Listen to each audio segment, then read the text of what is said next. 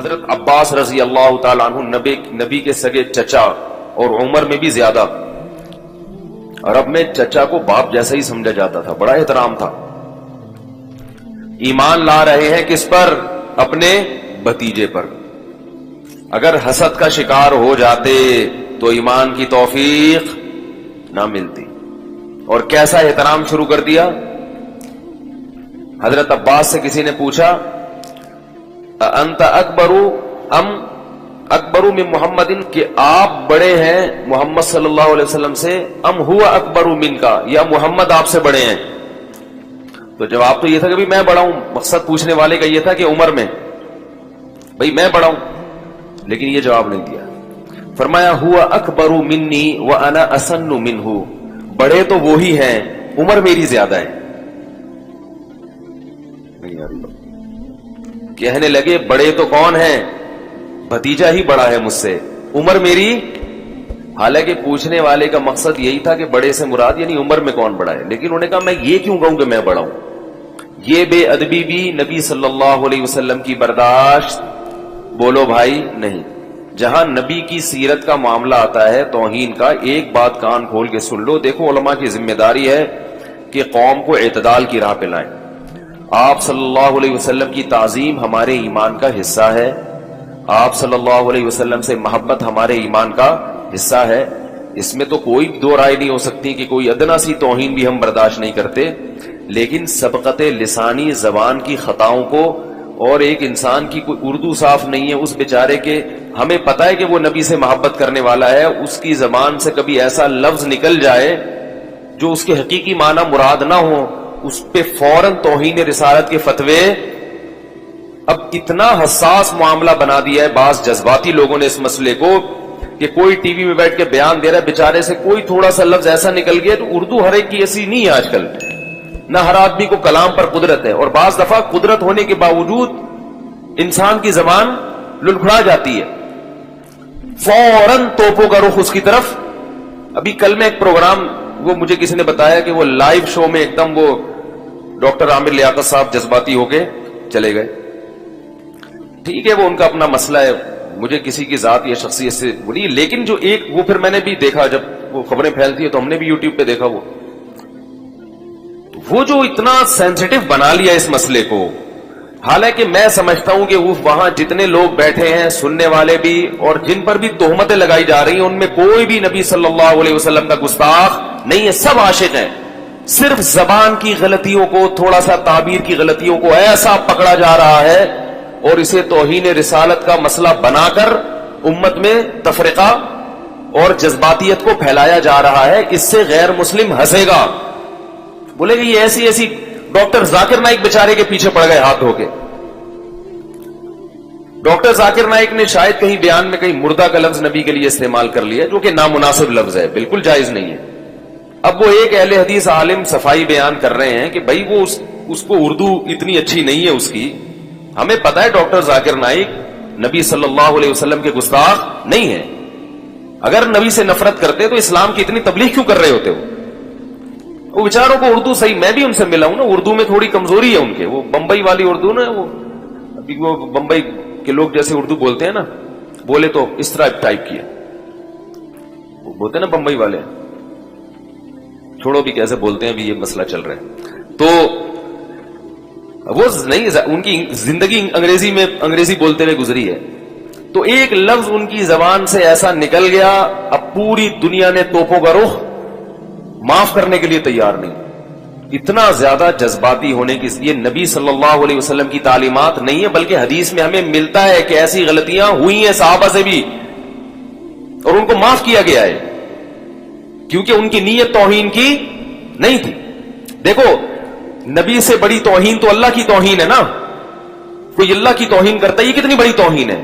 لیکن حدیث میں کیا آتا ہے, آپ صلی اللہ علیہ وسلم نے ایک مثال دی کہ پچھلی امتوں میں ایک شخص کی, آپ صلی اللہ علیہ وسلم نے مثال دی کہ جب کوئی بندہ اللہ کے حضور توبہ کر, کہ ایک بندہ ہے جو بیابان زمین میں اس کی سواری اس کا سامان سب گم ہو گیا, اب وہ موت کے انتظار میں لیٹ گیا, آنکھ لگ گئی کہ بھئی اس صحرا میں تو کچھ بھی نہیں ملے گا اور تڑپ تڑپ کے مر جاؤں گا.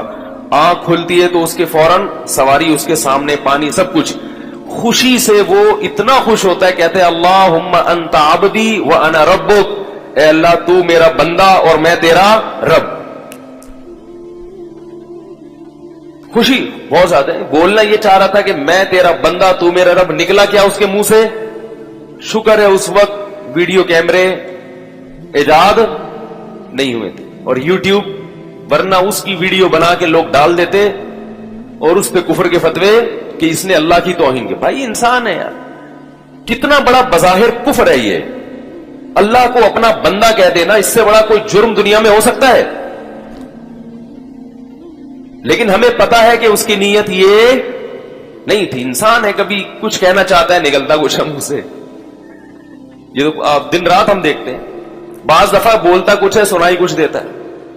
اس میں بھی تھوڑے سے چٹکلے سنا دوں آپ کو. ہمارے ایک رشتے دار تھے، وہ بہت اونچا سنتے تھے، ابھی بھی ہیں، اور اب تو بہت ہی اونچا سنتے ہیں. تو وہ اسپیکر لے کے ان کے کان میں بات کرنی پڑتی ہے، مائک لے کے. تو وہ کیا کہہ رہے ہیں، ایک دن پوچھنے لگے کہ بھائی، ان سے ہماری دادی نے پوچھا کہ اکرم کہاں؟ اکرم ہمارے کوئی رشتے دار تھے، اکرم. انہوں نے کہا الماری میں رکھا ہوا ہے. وہ خاتون تھی جو اونچا سنتی ہے نا، خاتون ہے، بہت بوڑھی ہو گئی، اللہ ان کی عمر میں برکت دے. پوچھا گیا کہ اکرم کہاں ہے، تو کہنے لگی الماری میں رکھا ہوا ہے. پتا چلا یہ سمجھ رہی ہے بکرم کہاں ہے. کسی نے پوچھا مسعود کہاں، کہ چولہے پہ رکھا. مسعود کہاں؟ چولہے. بھائی مسعود چولہے پہ کیسے؟ یعنی میں سمجھی دودھ کہاں. وہ کیا سمجھی کہ کسی نے پوچھا کہ وہ جو حاجی نواب صاحب کی سنا ہے گاڑی جل گئی، کہ انا للہ، ان کا چہرہ تو بڑا نورانی تھا. گاڑی کا چہرے سے، اچھا میں سمجھی داڑھی جل گئی ان کی. تو جیسے انسان غلط سنتا ہے بعض دفعہ غلط. اب دیکھو چولہے پہ کس کو رکھ دیا لے جا کے، کس کو الماری میں گھسیڑ دیا، اور کس کے چہرے کو کیا بنا دیا. تو یہ ہماری جو حواس ہے نا، یہ انسان کے حواس ہیں، اس میں بہت غلطیاں ہوں گی، بہت کچھ الٹا پلٹا ہوگا، بہت کچھ غلط ہوگا. تو اللہ نے کہا سوری کر لو، معذرت کر لو. لیکن یہ سوری کی بھی قبول نہیں کرتے. تو یہی مسئلہ ہے کہ جب وہ اللہ کے بارے میں کہہ رہے اے اللہ تو میرا بندہ میں تیرا رب، آپ نے فرمایا اخطا من شدت الفرح، اتنا خوش ہو گیا تھا کہ بیچارے کی زبان سے غلط الفاظ نکل گئے. پھر آگے حدیث میں یہ بھی نہیں ہے کہ کریکشن کی یا نہیں کی، بس ہو گیا تو ہو گیا. مطلب یہ کہ اللہ کو تو پتا ہے کہ میں کیا کہنا چاہتا ہوں. تو اسی طرح ڈاکٹر ذاکر نائک بیچارے نے اگر یہ کہہ دیا مردہ کا لفظ، جو غلط ہے، نہیں کہنا چاہیے، لیکن ہمیں پتا ہے کہ ڈاکٹر ذاکر نائک رسول اللہ صلی اللہ علیہ وسلم کی توہین کے مرتکب، اس کو اتنا سینسٹیو مسئلہ بنا لیا کہ بھائی ہم تو پروگرام بھی نہیں کرتے، اور یہ اور وہ، اس پہ نعرے بھی لگ رہے ہیں.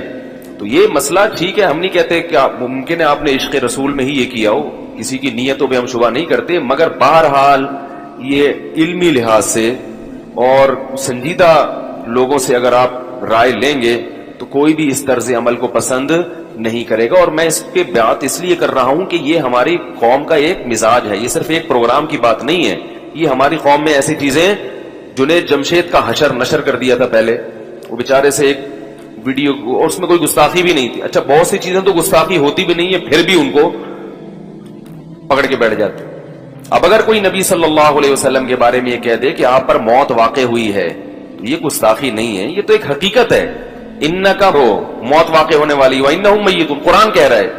حضرت ابو بکر رضی اللہ تعالیٰ عنہ نے جو سب سے پہلا خطبہ دیا، آپ یہ کہہ سکتے تو قرآن تو کہہ سکتا، ہم نہیں کہہ سکتے. حضرت ابو بکر نے نبی صلی اللہ علیہ وسلم کی وفات کے بعد جب پہلا خطبہ دیا ہے، صحابہ بہت پریشان تھے کہ بھئی نبی پر موت واقع ہو گئی، نبی دنیا سے چلے گئے، تو ہم کیسے، یعنی وہ تو بہت سے لوگ ارتداد کی طرف جا رہے تھے. حضرت عمر نے اعلان کیا جو یہ کہے گا کہ نبی کی موت واقع ہوئی ہے گردن اڑا دوں گا میں اس کی. یعنی وہ کہہ رہے تھے یہ ہو ہی نہیں سکتا، ابھی تو مشن کی تکمیل ہی نہیں ہوئی، ابھی تو اسلام پوری دنیا میں نافذ ہوگا پھر نبی دنیا سے جائیں گے. حضرت ابو بکر کھڑے ہوئے اور خطبہ دیا، یا ایھا الناس من کان منکم یعبد محمدا فإن محمدا قد مات. جو تم میں سے محمد صلی اللہ علیہ وسلم کی عبادت کرتا تھا، تحقیق محمد پر موت واقع ہو چکی ہے. ماتا، موت وقت لگایا کہ یقیناً ہو چکا ہے یہ کام. تمہارے نہ ماننے سے کچھ نہیں ہوگا.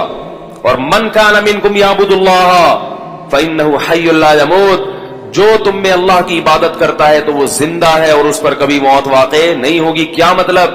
خود قرآن نے بھی کہا نا, غزوہ احد میں یہ خبر پھیل گئی تھی کہ محمد صلی اللہ علیہ وسلم شہید ہو گئے, تو صحابہ کے حوصلے پست ہو گئے, یہ افواہ تھی. تو اللہ جب نبی کی زندگی کی اطلاع ملی ہے, حوصلے بحال ہوئے, تو اللہ نے صحابہ کو تنبیہ کی کہ بالفرض اگر محمد صلی اللہ علیہ وسلم شہید ہو بھی چکے ہوتے تو حوصلہ ہارنے کی کیا ضرورت ہے. جو مشن نبی لے کر آئے ہیں وہ مشن تو قیامت تک چلتا رہے گا. تو قرآن میں آیتیں نازل ہوئی, وما محمد الا رسول, فرمایا محمد اللہ کے رسول ہیں, قد خلت من قبلہ الرسل, ان سے پہلے بھی انبیاء دنیا سے جا چکے ہیں. افا ام ماتا, اگر محمد پر موت واقع ہو گئی, او قتلا, یا میدان جنگ میں قتل کر دیے گئے, انقلبتم علی اعقابکم, تو کیا تم دین سے واپس پھر جاؤ گے؟ کیا مطلب؟ اگر یہ کام بالفرض ہو بھی گیا, آپ خود سے آپ پر موت واقع ہو جائے یا آپ کو قتل کر دیا جائے, تو تم نے دین سے واپس. تو بھائی اسلام کے صاف ستھرے عقائد ہیں, اس کو زیادہ پیچیدہ مت بنو. ہاں یہ الگ بات ہے کہ دنیا سے جانے کے بعد آپ صلی اللہ علیہ وسلم کو ایک اعلیٰ درجے کی برزخی حیات ملی ہے, اور اس حیات کا تعلق آپ کے جسد اطہر سے ہے, اس لحاظ سے آپ کو زندہ بھی کہا جاتا ہے. لیکن وہ زندگی دنیاوی نہیں ہے بلکہ وہ برزخی ہے, اور اس کا اس قبر مبارک سے تعلق بھی ہے, اور جسد اطہر سے بھی تعلق ہے. کیسا تعلق ہے, اس کی حقیقت کیا ہے, یہ ہم بولو بھائی نہیں جانتے, کیونکہ اللہ نے شہداء کو حیات دی, حالانکہ وہ بھی موت کا شکار ہوتے ہیں, ان کی بیویاں عدت گزارتی ہیں, ان کی وراثت تقسیم ہوتی ہے. تو ہمارے نبی کی بیویوں نے بھی عدت گزاری, ان پر نکاح حرام تھا کیونکہ یہ نبی کے تقدس کے خلاف ہے کہ آپ کی بیویوں سے کوئی نکاح کرے, کیونکہ اللہ نے سب کی مائیں بنا دیا ان کو. باقی عدت انہوں نے گزاری ہے, وراثت تقسیم نہیں کی. کیوں نہیں کی؟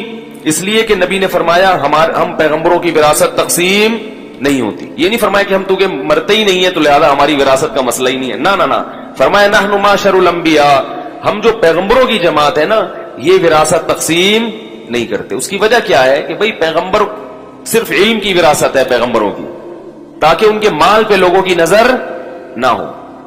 تو اس لیے یہ جو چیزیں ہمارے ہاں معاشرے میں جذبہ, عمل کے لحاظ سے مسلمان زیرو ہوتا جا رہا ہے. شرط ایمان مصطفیٰ سے والہانہ پیار ہے. کتنا پیارا شعر کہا شاعر نے کہ ایمان کی شرط کیا ہے کہ مصطفیٰ سے والہانہ پیار ہو. آگے پیار کی ڈیفینیشن جو شاعر نے کی ہے نا, وہ کیا ہے؟ وہ یہ نہیں کہ پروگراموں کا بائیکاٹ کرو. اس اہل حدیث عالم کا بیچارے کا, میں کبھی کبھار, ابھی تو میں نہیں دیکھتا تھا, 1-2 دن سے میں نے دیکھنا شروع کیا, تو وہ ہر آدمی کبھی کوئی ڈاکٹر ذاکر نائک کے پیچھے پڑا ہوا ہے, کبھی میں نہیں جانتا ہوں اہل حدیث عالم کو, کہیں ممکن ہے انہوں نے بھی کچھ کوتاہیاں کی ہوں یا نہیں کی ہوں, مجھے نہیں پتا. لیکن میں 1-2 پروگرام میں نے دیکھے تو مجھے اندازہ ہوا کہ معاملہ کس گڑبڑ ہوا ہے. معاملہ کیا چل رہا ہے؟ خام خامے پیچھے پڑ گئے ہو ایک ایسی چیز کے جس کی کوئی حقیقت نہیں ہے. تو یہ جو علماء کی ٹاک شاک ہوتی ہے نا, اس پہ بھی میں ایک بات آپ سے کروں گا کہ یہ جو چل رہا ہے نا, میں اس کو مناسب نہیں سمجھتا. اس سے فرقواریت پھیلے گی. اگر یہ ٹاک رکھنی بھی ہے تو اس کا طریقہ کیا ہونا چاہیے اور اس میں بات چیت کا اسٹائل کیا ہونا چاہیے, وہ میں تھوڑا سا بھی بات کروں گا. تو وہ کیا کہہ رہا تھا میں, ارے بھائی جو ابھی بات چل, ہاں, شرط ایمان مصطفیٰ سے والہانہ پیار ہے. پیار لیکن پیروی ہے, پیروی دشوار ہے. نبی کے نام پہ سب کچھ کرنے کے لیے تیار ہو جائیں گے, اطاعت کرنے کے لیے تیار. ان سے بولو بہنوں کی وراثت دے دو نا, نبی پر جو قرآن نازل ہوا اس میں ہے نا اللہ نے بہن کی وراثت مت کھاؤ, دو نا. عاشروہن بالمعروف, گھر میں جب آؤ تو تمیز سے بات کرو نا بیوی بچوں سے. قرآن کہہ رہے ہیں ان سے کس طرح سے پیش آؤ بھائی. عاشروہن بالمعروف, اللہ کہہ رہے ہیں نا عمدہ طریقے سے گھر والوں کے ساتھ پیش آؤ, تمیز سے بات نہیں ہو رہی. اور والدین کے ساتھ حسن سلوک ہے, نماز قائم کرو. پھر سب سے بڑی بات یہ کہ بہت سے عاشق رسولوں کے چہروں پہ داڑیاں. ارے بھائی یہ کیسی بات ہے یار, اتنی محبت ہے تو نبی کا چہرہ کیوں نہیں بنا لیتے, اختیار کر لیتے. یہ کیسی محبت ہے بھائی, جس سے انسان کو محبت ہوتی ہے اسی جیسا حلیہ. اب میں نے یہ جو کپڑے پہننا, میں تو ہمیشہ سے 25 साल से सफेद ही कपड़े पहन रहा हूं बगैर कफ के, आदत पड़ी हुई है। तो जो थोड़ा सा मुझसे अकीदत रखते हैं उन लोगों के कमेंट्स आते हैं हमने भी ये शुरू कर दिए, अब मुफ्ती साहब आपने कुर्ते शुरू कर दिए, हमें उसकी आदत पड़ी। मैंने जब देखा ना लोग इस सफेद लिबास को और इसको फर्ज समझना शुरू कर दिया है, तो फिर हमने भी थोड़ा सा स्टाइल ये फर्ज वाजिब बोलो भाई नहीं, जो चाहे पहनो, लिबास में कोई एक यूनिफॉर्म नहीं बना लिया करो कि ये फला फिरका तारिकिया है, इसकी ये टोपी, ये पगड़ी, ये स्टाइल। महल्ले में कोई देख के उंगली उठाए कि ये फिरका तारिकिया का फर्क जा रहा है, ये अंडा मोड़िया, ये जो धड़ेबंदी है ना लिबास में, ये शरीयत में पसंद, एक जैसे लिबास, एक जैसी टोपियां, ये शरीयत में पसंदीदा काम। सहाबा मुख्तलिफ रंगों के कपड़े पहनते थे, जिसको जो पगड़ी मिल गई बांध ली, ना हरी ना सफेद ना वाइट, जो मिल गया बांध ली। तो हाँ अपने मुल्क का लिबास है, कोई मुसलमानों का खुसूसी कल्चर है, वो ठीक है, जैसे अरब लोग जुब्बा पहनते हैं, हमारे यहाँ शलवार कमीज है, यहां तक तो ठीक है। बाकी उसमें एक जैसे कुर्ते, एक जैसे पजामे ठीक है, और बिल्कुल एक सारा स्टाइल। और ये होता है कि आप लिबास को देख के अंदाजा लगा लेते हैं फला फिरके का आदमी जा रहा है। हमने उलमा से सुना है कि मुसलमानों में घुल मिल के रहो, आपकी कोई अलग से शनाख्त नहीं होनी चाहिए। आप यही हो कि भाई जैसे सब मुसलमान है मैं भी, लेकिन आप देखें बाज लोग के लिबास से पता चल जाता है फला फिरके का आदमी है, तो ये गलत है। अलबत्ता कभी कोई किसी से इश्क और मोहब्बत में उस जैसे लिबास पहन ले, मोहब्बत में कोई इक्का दुक्का हो तो ठीक है, ऐसा इश्क तो कम ही लोगों को होता है ना, हो गया तो पहन लिया तो चलता है। तो नबी सल्लल्लाहु अलैहि वसल्लम से इश्क का तकाजा यह है कि आपने जिस हुलिये को इख्तियार करने को जरूरी करार दिया, वो हुलिया तो बहरहाल इख्तियार किया जाए ना। क्या ख्याल है भाई? देखो लिबास में धड़ेबंदी नहीं है, यही वजह है कि हम नबी सल्लल्लाहु अलैहि वसल्लम जो लिबास पहनते थे हम वो नहीं पहनते, क्योंकि आपने जो लिबास पहना है ना लुंगी, वो अरब का कल्चर था, हमारा कल्चर उससे के कल्चर को खामखा में छेड़ने की कोशिश नहीं की है। हर कौम का अपना कल्चर होता है, उसी हिसाब से वो लिबास पहनती है। गोरों को आप कुर्ते शलवार पहना दें, वो कनाडा की सर्दी में वो जम जाएंगे, हकीकत है ये। वो जो कुर्ते पजामे हैं ना, तो वो पजामा ही बन जाएंगे थोड़े दिन में, सर्दी से हिलेगा ही नहीं कोई उसमें।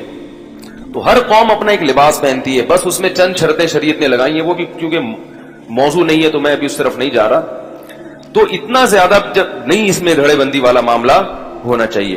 खैर, लेकिन दाढ़ी रखने को नबी सल्लल्लाहु अलैहि वसल्लम ने जरूरी करार दिया। कुछ चीजें ऐसी हैं जो आपको अगर नबी से इश्क है, दाढ़ी नहीं है और अमाल में गड़बड़ है, तो ये फिर मसला क्या है? नबी सल्लल्लाहु अलैहि वसल्लम पीर जुमेरात का रोजा रखते थे, हम में कितने लोग हैं जो रखते हैं? इस मामले में ढीले हैं, सुन्नतों में पीछे, और जरा सा किसी के मुंह से कोई ऐसी बात निकल गई।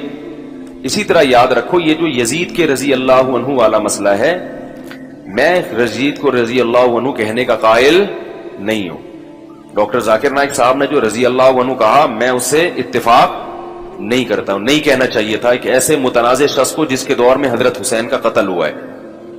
तो लेकिन ये एक तारीखी वाकया है, इसमें अगर डॉक्टर जाकिर नाइक से गलती हुई है तो मिंबर पे उनका नाम लेके कीचड़ उछालने के बजाय उनकी खिदमात, जो दूसरी खिदमात हैं, उनको सराहना चाहिए और कोशिश करनी चाहिए भाई किसी तरीके से मुलाकात हो तो इंसान उन तक अपना पैगाम पहुंचा दे कि हजरत आपकी जो तहकीक है यजीद के बारे में, हम उससे इख्तलाफ करते हैं, हम उससे मुत्तफिक नहीं हैं, ये बड़ा हसास मौजू है, मुसलमानों के जज्बात मजरू होते हैं। आप लानतुल्लाह ना भी कहें तो कम से कम रजी अल्लाह अन्हु ना कहें, या इस टॉपिक को छेड़े ही नहीं।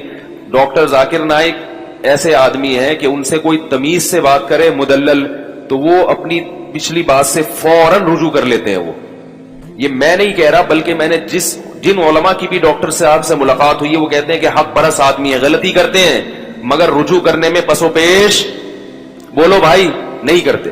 तो जब आपको पता है कि एक आदमी हक परस्त है, दीन की तबलीग कर रहा है, दीन की दावत का काम कर रहा है, अगर उससे गलती हुई है, क्योंकि ये तारीखी वाकया है, उन्होंने जो किताबें पढ़ी हैं मुमकिन है वो पूरी ना हो, इसलिए रजी अल्लाह अन्हु कह दिया। आप कह सकते हैं कि हजरत हुसैन के कातिल को कैसे रजी अल्लाह अन्हु कह सकते हैं? भाई वो कातिल मानते ही नहीं, وہ الگ بات ہے کہ تھا یا نہیں. میں تو مانتا ہوں اس درجے میں نہیں کہ ڈائریکٹ قتل کیا, اس درجے میں کہ یزید کے دور حکومت میں قتل ہوا ہے اور یزید نے قاتلوں کو سزا نہیں دی. یہ بہت بڑا جرم ہے. تو لیکن یہ تاریخی واقعہ ہے, اس میں کسی کی تحقیق دوسرے کی تحقیق سے, بولو بھائی, اگر ڈاکٹر ذاکر نائک حضرت حسین رضی اللہ تعالی عنہ سے معاذ اللہ نفرت کا اظہار کرے یا یہ کہیں کہ ان کا قتل معاذ اللہ صحیح ہوا ہے, پھر ڈاکٹر ذاکر نائک قابل ملامت ہوگا اور یہ غلطی قابل معافی نہیں ہوگی. یزید کا مسئلہ ایک تاریخی واقعہ ہے جس میں دلائل اسی طرف ہیں کہ یزید مجرم تھا, مگر اس کا جرم یہ کسی پر مشتبہ ہو سکتا ہے. اگر کسی سے غلطی ہوئی ہے تو آپ بیٹھ کے تمیز سے اس سے بات کر سکتے ہیں. ہمارے معاشرے میں تمیز سے بات کرنے کا رواج, کوئی ممبر پہ ایک بات کرے گا اور دھاڑ دھاڑ دھاڑ توپے لے کے اس کے خلاف, غیر مسلم ہنسیں گے کہ یار تمہارے آپس میں ہی یہ اختلافات ہیں اور تم ایک دوسرے کو معاف نہیں کرتے تو ہمیں کہاں سے معاف کرو. تو اس لیے ٹیلی ویژن پر میں سمجھتا ہوں کہ ڈاکٹر عامر لیاقت صاحب کو بھی چاہیے کہ اس قسم کے ایشوز کو, بولو بھائی, نہ اٹھائیں, ورنہ یہ امت پہلے ہی تقسیم در تقسیم ہوئی ہوئی ہے. اور دھڑوں میں کہا یہ جاتا ہے کہ بعض لوگ یہ کام کرتے ہیں اپنی ریٹنگ کو بڑھانے کے لیے. یوٹیوب ایک ایسی چیز ہے, کچھ بھی الٹا پلٹا کر دو ایک دم اس کے ویور بڑھنا. مثال کے طور پر میں آج بیان کرتا ہوں کہ اسلام میں 4 شادیاں صحیح نہیں ہیں, ایک مثال دوں تو میرا یہ کلپ اتنا چلے گا نا, ٹرینڈنگ میں سب سے اوپر آ جائے گا یہ کہ یار مفتی صاحب نے بولا کہ اسلام میں 4 نہیں ہے. کوئی اور بولے تو لوگ کہیں گے کہ کوئی مسئلہ نہیں ہے, دیکھیں تو کیا بولا ہے, حالانکہ اس میں بیان یہ ہو کہ 4 ہی ہیں, یعنی لیول ایسا لگا دیں آپ. تو یوٹیوب تو ایسی چیز ہے کہ کچھ بھی بیٹھ کے الٹا پلٹا کوئی نئی چیز لے کر آؤ, لوگ جیسے ہم نے بھی دیکھ لیا نا کہ بھئی لائیو شو ختم, کیا بات ہوئی, تو ہم نے بھی فوراً جا کے دیکھا کیا ہوا ہے. تو اس لیے یہ جو طریقہ ہونا چاہیے نا آپس میں بحث کا, وہ طریقہ یہ ہونا چاہیے. اول تو یہ اس طرح سے فروئی مسائل ٹیلی ویژن پہ لا کے ان سے بحث کرنا یہ مناسب نہیں ہے. عوام کی مینٹل اپروچ اتنی نہیں ہوتی کہ ہر آدمی کی بات سمجھ میں آئے, اس کی ادھوری باتیں ہوتی ہیں, کوئی کیا کو تبصرے ہو رہے ہوتے ہیں. یہ مدارس میں علماء کی حد تک رہنا چاہیے. آپ کو جس عالم پر اعتماد ہے آپ اس کی رائے کو فالو کریں, اور اگر بات کرنی ہی ہے تو جو فروئی مسائل ہیں اس میں آپ اپنی رائے دیں, اور مجتہد فی مسائل میں دوسرے کی رائے کا, جیسے رفع الیدین کا مسئلہ ہے, آپ بتائیں میری رائے میں رفع الیدین ہے, لیکن امت کا ایک طبقہ یہ ہے جو نہیں کرنے کا بھی قائل, اور ان کے دلائل یہ ہیں. نہیں آ رہی بات بھائی, یہ دلائل جیسے بدایت المجتہد ایک کتاب ہے فقہ کی, بڑی زبردست, مدینہ یونیورسٹی میں بھی پڑھائی جاتی ہے اور بھی بعض مدارس میں.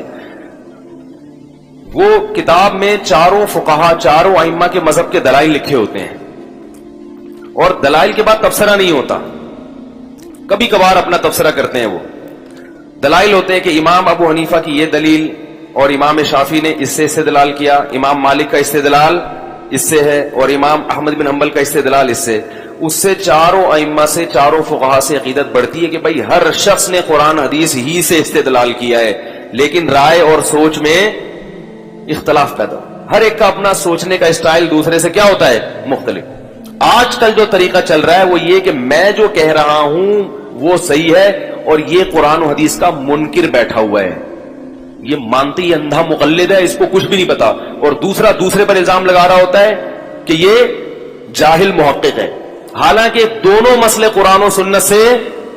اب یہ جو خواتین کا اعتکاف والا مسئلہ یہ بھی آج کل بڑا چل رہا ہے. قرآن میں یہی ہے انتم عاکفون فی المساجد, کہ اعتکاف کہاں ہوتا ہے, بولو بھائی, مسجد میں. اصل یہی ہے کہ اعتکاف چاہے مرد ہو یا عورت مسجد ہی میں ہے. باقی فقہائے حنفیہ نے جو عورت کو گھر میں اعتکاف کا حکم دیا اس کی بھی وہ بھی کلعدم نہیں ہے. اس کی وجہ یہ ہے کہ حضرت عائشہ رضی اللہ تعالیٰ عنہ فرماتی ہیں اگر نبی ہمارے زمانے کی عورتوں کو دیکھتے تو مسجد میں آنے سے روک دیتے, فتنہ ہوتا. بعض لوگ کہتے ہیں نبی نے روکا تو نہیں نا, یہ تو حضرت عائشہ کا خیال ہے. تو مقصد یہی تھا کہ زندہ ہوتے تو کر دیتے, یعنی مطلب یہ کہ نبی کی منشا یہی ہے کہ اب نہ آنے دیا جائے. کیوں؟ اس لیے کہ وہ خواتین ان احکام کی رعایت نہیں کریں گی جس کی رعایت نبی کے دور میں ہوا کرتی تھی. ایک حکم تو زندہ ہوگا اور شریعت کے درجنوں احکام کی دھجیاں اجڑیں گی.